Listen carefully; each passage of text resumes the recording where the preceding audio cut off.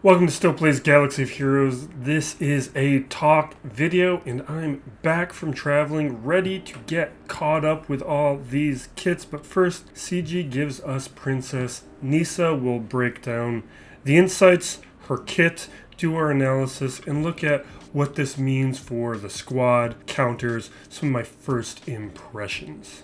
With Princess Kneesaa, CG gives us an attacking Ewok who is constantly assisting on special, adds some much needed survivability to the faction with a nice stat boost, and gives other Ewoks true damage on assists. With Princess Kneesaa, they also acknowledge here in the inspirations portion, what was my first instinct is that Chief Chirpa is actually one of the more expendable Ewoks when you look at all the functionality that the other ones give, because the leadership is a little outdated. Kneesaa isn't a leader though, but with her unique, she is going to supplement a lot of that. But that's part of the reason why we're going to take a look at the squad later in the video, because if we can't get rid of Chirpa, we got to get rid of somebody.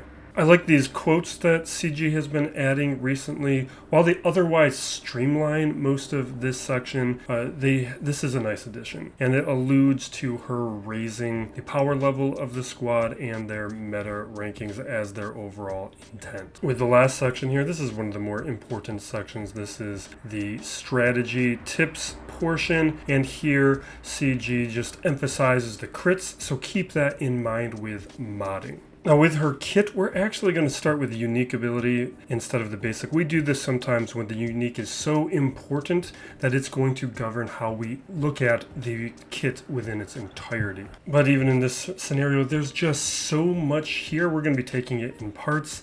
This is one of those uniques, again, that is basically a pseudo-leadership ability. The unique ability, Bright Tree Village, this is an Omicron ability. Kneesaa has plus 20% crit chance, plus 50% defense and max health, and plus 40% tenacity. Other Ewok allies gain 15% defense and 20% max health and potency. Stat boosts, they're fairly common, they're becoming more common, and they are one of the most important fixtures of marquee characters in their ability to elevate a lot of these older squads. It's something that we've been seeing CG utilize a lot over the past couple years. And why I like these so much is that they are how a 3-star marquee character can be viable, and why I push a lot of these characters, at least at a minimum, working on them. And this kit here is already very promising in that capacity. And with Princess Kneesaa, I think that pattern is going to continue. I will be looking at utilizing her at low stars at gear 11 and see what kind of boost to this faction that she's going to perform. The next section here, whenever an Ewok ally attacks out of turn, inflict damage over time to the target. Whenever any other Ewok ally attacks out of turn, deal true damage. Now, they are going to be assisting a lot here, so this could potentially be a lot of dots, and a lot of dots before too many turns occur. So this is probably going to be a pretty important component to how this is going to boost their meta level. But there's two sides to this, because one of the stronger Kylo Ren counters, at least prior to the introduction to relics, was the Ewoks, and this portion of the unique probably means that is no longer going to function. The dots are going to make it so crew is very difficult to take out, which wasn't the case before when they were not a very heavy debuff squad. Not that that is all that important at this stage of the game, not really going to be a scenario that occurs, but something I felt that was notable. Whenever an Ewok ally uses a special, Kneesaa assists. This will be happening nearly constantly, ties into the basic ability, which is why we're starting with the unique here, and will result in a nice damage boost to the faction, where before we were heavily relying on Wicket to do a lot of the damage and a lot of the turn meter loop potential that Elder can help assist with. Next portion here is whenever an enemy attacks an ally, Kneesaa gains retribution, 5% turn meter, and all Ewok allies recover 5% health. So attacking this squad is going to feed turn meter to Kneesaa, getting her faster, helping Ewoks take more turns more consistently, and that's going to be compounded with the next part of the ability here, because whenever an Ewok ally is dazed or stunned, they gain foresight and protection up for 2 turns, and all Ewok allies gain 50% defense stacking for the rest of the encounter. So here, the more you attempt to control them, the more annoying they get to take out. So between the last 2 abilities, the more you attack them, you're feeding them turn meter. The more you try to control them, the more annoying they're going to get overall. This is going to make dealing with them in general fairly difficult to do. This is also the part of the kit that is going to make a nest counter more difficult, but I don't think it necessarily eliminates the nest counter. I think what we'll have to do instead is rely on nest basic, not do the special. We'll just auto using basic ability only. Nest should still be able to do things, but it may change what the floor is or what the ceiling is. We might need higher relics, or it means we need to be careful about what kind of Ewok teams that we're taking out, because maybe with Ewoks at higher relics, it's going to be too difficult to take them out with a Nest solo. Or we might need to start bringing in Kira along with Nest in a more regular fashion than we do currently. The last portion here before the Omicron ability, whenever an Ewok ally is critically hit, they gain 5% offense stacking until the end of their turn. This part here, less interested in. Since they are attacking so much, I doubt this becomes too much of a factor. They just don't have the time to stack that much offense if the turn meter effects are going to be happening the way that I think they're going to be happening. With the Omicron ability, this is a territory war Omicron. Kneesaa has plus 95% crit chance, 25% crit damage, 10% max health, and 10 speed for each other Ewok ally, and is immune to daze and stun. That is a lot of stat boosts, and she's going to become very powerful with this Omicron. At the start of the battle, she gains crit chance up, crit damage up, and 10% turn meter. All Ewok allies gain 10% offense. Whenever an Ewok ally assists, reduce the target enemy's crit damage by 5% stacking, and whenever Kneesaa attacks, her cooldowns are reduced by 1. This is a very powerful Omicron ability. If you're a player who puts them on, this is probably one I would really consider. This one is definitely going to stop Nest, particularly things like the immunity to daze and the reduction on the crit damage, because one of the things that makes Nest more powerful is the stacking crits. Now, the Ewoks may not necessarily be able to take out Nest. It might just result in a timeout. We'll have to see. It's going to depend on other factors. But what we are going to see here is this Omicron shrinks the amount of teams that counter Ewoks, and it's going to elevate what they can take out. And the immunity to daze is going to expand that ever more. This is definitely an Omicron to consider. And now for the easy stuff. Basic Rock Sling. Physical damage to the target. For each crit scored, Kneesaa attacks again, maxing out at 2, and when she attacks again this way, she is immune to bonus turn meter gains. The bonus turn meter point they alluded to in the insights section. This is to avoid turn meter loops that could otherwise occur underneath the effects of this basic and unique ability. But even though that just caps the turn meter, she's still going to be doing a ton of damage, and that really seems like the point here for her. With the special ability Dengar Ewoks, this is a cooldown of 3. Cleanse Ewok allies, call target Ewok ally to assist and deal physical damage and inflict speed down on the target. Grant all allies crit chance up and recover 10% health. Probably call Elder here for the turn meter. That's what I like to do. I know there's other ways players will play it with, like calling Paplu or whoever. But this is more about the crit chance up, and it's nice to have a third, albeit small, heal on the Ewoks for when the others are on cooldown, which happens. And for the second special ability, this is Yubnub, has a cooldown of 4, and it is a Zeta ability. AoE physical damage, stun the target, remove 100% turn meter, and Princess Kneesaa gains crit damage up. This is a good control ability, especially if timed right. It's going to help keep the turn meter train going, and it mitigates some of the things that Log Raid does, so maybe Log Raid can be the odd one out. But there's a push and pull here. Now with Princess Kneesaa, we have the conundrum of which of the Ewoks is going to have to be left out. So we're going to talk about a few of the pluses and minuses of each one here and try and figure out what I think makes the most sense. And then we're going to move on and talk a little bit about some teams that I think are going to be effective counters here. Now, obviously, we need to use Chief Chirpa as the leader. For our stand-in, we're going to use Teebo, that's Princess Kneesaa, for the purposes of this video.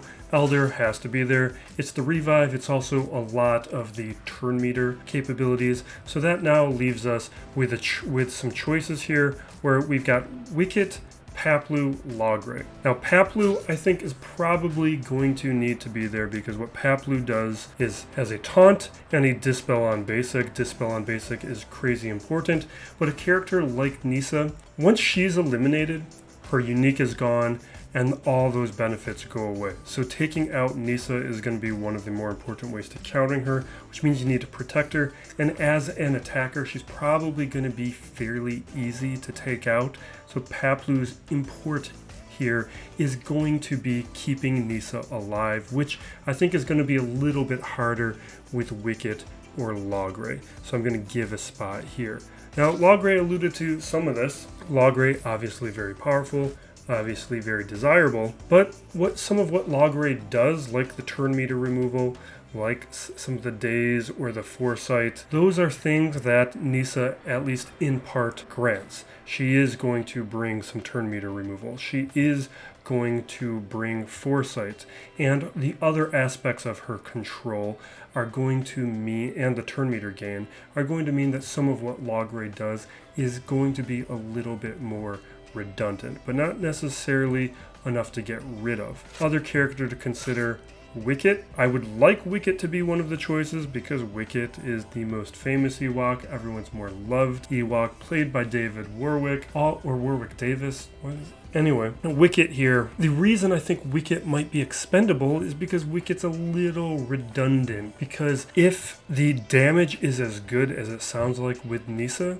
and Kneesaa's constantly attacking, what Wicket does may not be as important. What's nice about Wicket, though, is the special that calls an assist, and the ability to put a character under stealth, which means Kneesaa can be placed under stealth, Elder can be placed under stealth. That's going to add a lot of survivability, and I like these specials that are assist calls. Now there might be a scenario where up against different squads we are utilizing different Ewoks, but I think what Wicket offers with the granted stealth that could help keep Kneesaa alive, keep that unique going, and the assist call, that means it's going to be pretty beneficial here to having Wicket, and I think Logray, again, the redundancies with the foresight and the turn meter removal, I think is enough where we're not losing too much by replacing Logray on the squad. Long term though, I want to talk about the C-3PO event. I think it is very likely that Kneesaa is going to be trivializing the event. Newer players are probably going to want to wait until she's accelerated before considering this, but otherwise I think in the long term this is going to be the way that we beat this pretty easily without the headache that it has been in the past. The biggest impact of Kneesaa is going to be the changed counters. It's going to mean that certain teams like Troopers are no longer a counter.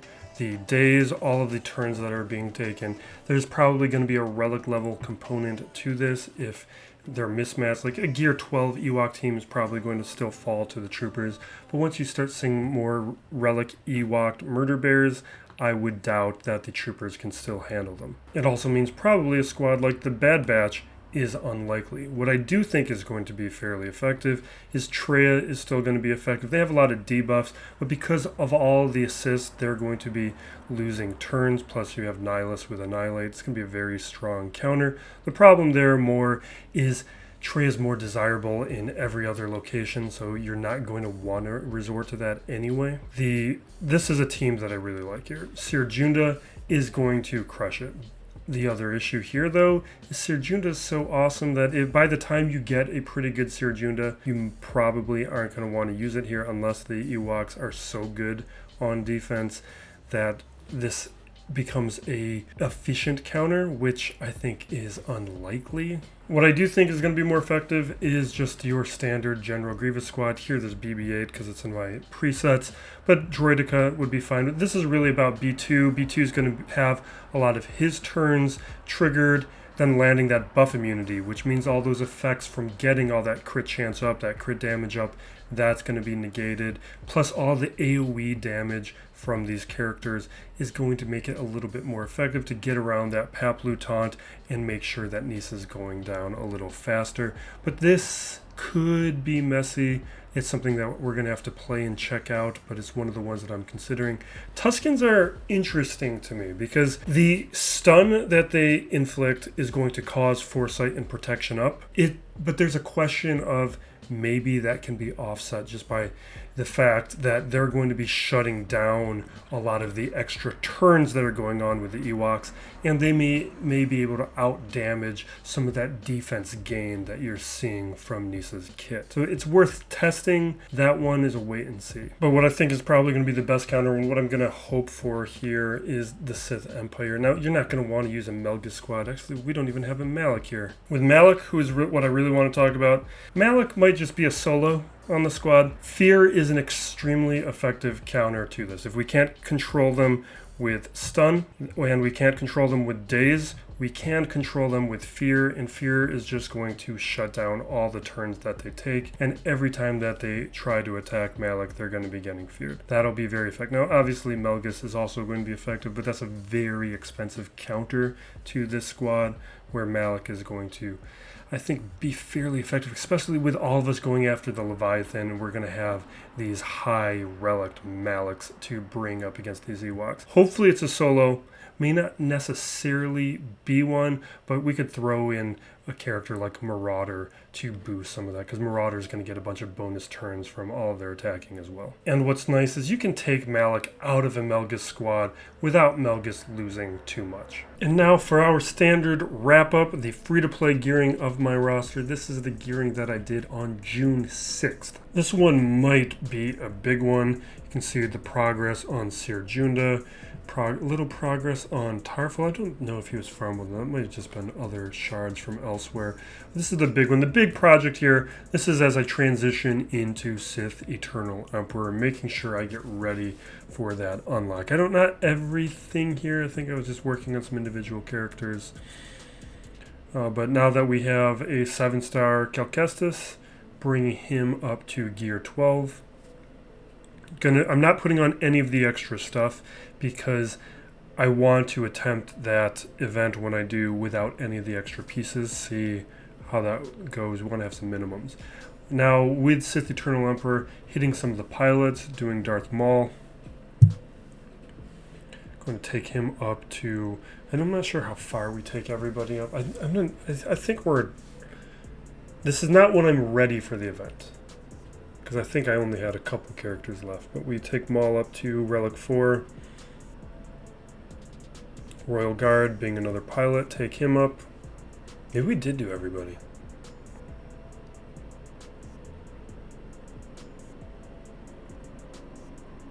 Yeah, so Royal Guard being brought up. We have this on 2x speed, but this is still a bit of a long one. But part of it was knowing Leviathan was coming out. Maul was going to help out in multiple places. We finally take the troopers up to relics. That's something I put off forever because I liked to showcase how much they punch up. That era of the game and my roster is over. Yeah, this is when we take everybody up, I'm pretty sure. Otherwise, I would have held off on the troopers. So I've been working on Sith Eternal Emperor for about a month. With the chase event, with Conquest, with everything, going after the Leviathan, everything, I haven't had the crystals to refresh enough to get Sith Eternal Emperor quickly. Plus, I wanted to finish off the 3v3 season with 3 GLs and just maintain that streak. And as I go through this, we've got 2 characters here with Sidious and Krennic to go. Dooku here bringing up to higher relics. And we are almost done. Marauder also helping out the ship, making progress towards the Leviathan. Actually, he's not a requirement, but it will help the Leviathan. You can see the impulse detectors are gone. Even throwing in some of those Omega, isn't that, what is it? Omegas? Yeah, Omegas. But that was the big project here. I think we were going to skip ahead.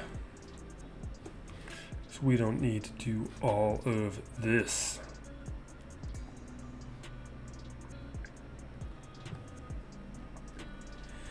Krennic, I wish I had a use for him.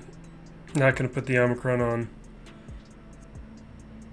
It seems like it's one that a lot of players don't want. It was interesting in 3v3. A lot of players speculated that it might be good.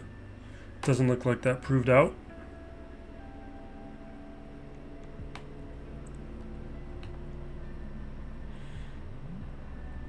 Sidious here. I have been, as I've done the Sith Eternal Emperor event, the fix to Sidious has made the event way easier. It looks like I'm short on signal data. Okay, that's what, so I'm a little short on some things. So we're taking Sidious up. Yeah, so I finish off Sith Eternal Emperor the next week. It's because I remember what I did now. So I'm taking up a couple other characters up to relics, working towards Leviathan slowly, but this is also helping with the raid.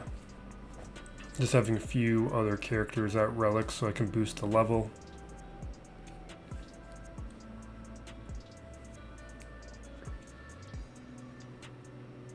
Assassin just making incremental progress, taking characters up to gear 12. I'm not going to relics there.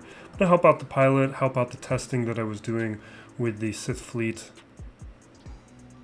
which definitely needs the Leviathan.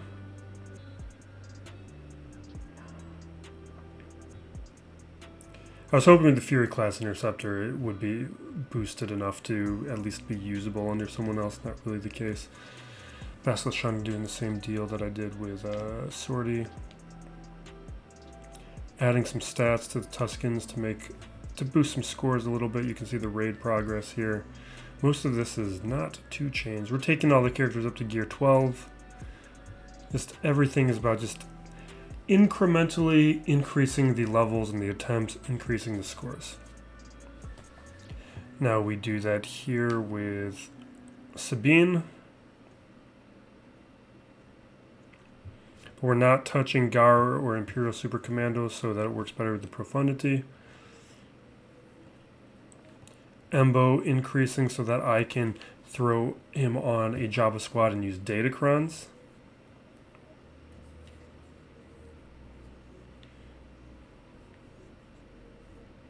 And then the other thing we're doing here, we're going to do Chrysanthemum in a moment. I remember all this. BB-8, this is for Star Killer counters.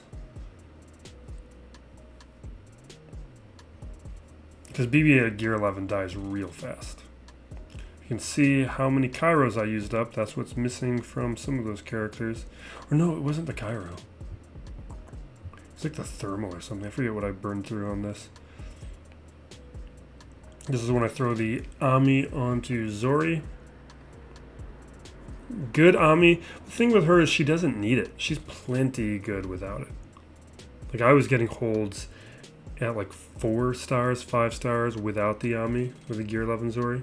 Excellent character. So had got to 6 stars during the chase event. But being careful with crystals, so I stayed short.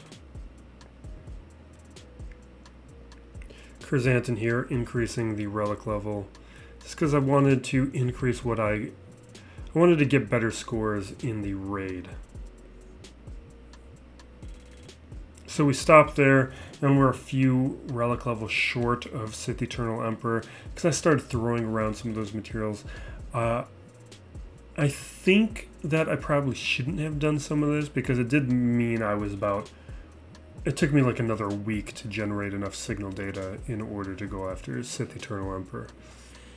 Now that all this comes back to me. But we will wrap it up there. I'm still going to make kit reveal videos on Malicos and the Leviathan. Just because I was traveling, it was not something I was able to fit in then. But those characters and the ship not being released yet, it means that those things are still relevant. So we're going to do Leviathan first, because that is going to be more timely. It's coming fairly soon. And then we will do Malicos. We have a lot more time with him. I'm still going to try and do it over this current week. And we have a number of Grand Arena videos that I need to get caught up on. And the rest we'll talk about during the Grand Arena. But thank you, everyone. Be excellent to each other. This is still Plays Galaxy of Heroes.